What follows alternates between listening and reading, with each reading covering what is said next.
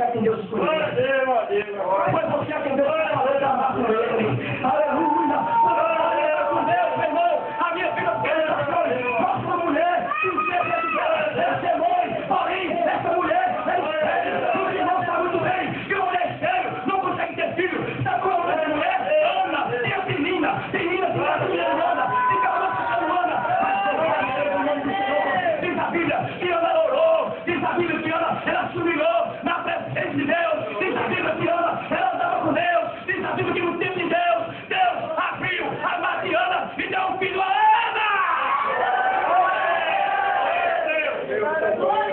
Participe com comigo, assim, pregador!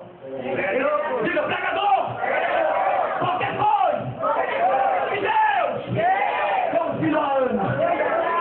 Quer saber? Quer saber? Porque Ana ela andava com Deus. Porque Ana ela andava com Deus, amém, irmão?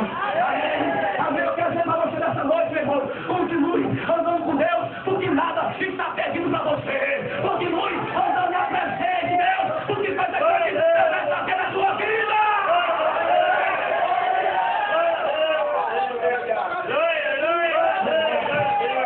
Andou com Deus.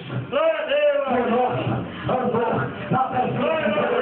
O meu coração, meu aleluia, aleluia. Chega naquele versículo, na história, capítulo 20, vai no filho de amor, os jesuítas, que está morrendo, a Jesus vai falar, que sua força, diz a Bíblia, irmão, que só vai falar, ele buscou o Senhor, diz a Bíblia, meus irmãos, que só vai falar, ele orou, ele jejuou, diz a Bíblia, meus irmãos, que Deus, na congregação, e diz, Josafá, não tem mais, nem busca, assim tem, Josafá, essa beleza não é tua, essa beleza é minha, do Senhor!